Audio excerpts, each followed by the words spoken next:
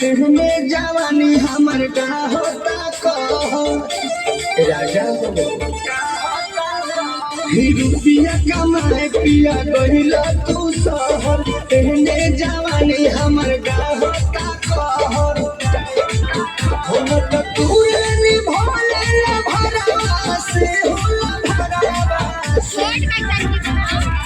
घरे अइबना बलम जे बहारवा से तो दिलावा लगाए में देवरवा से घरे अइबना बलम जे बहारवा से तो दिलावा लगाए में देवरवा से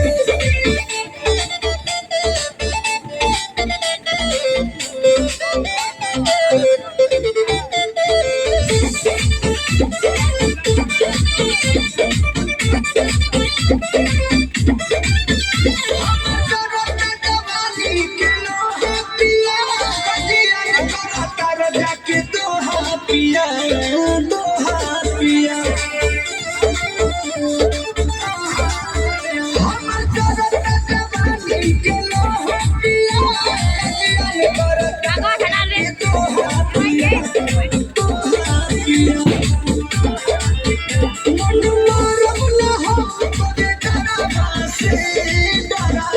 से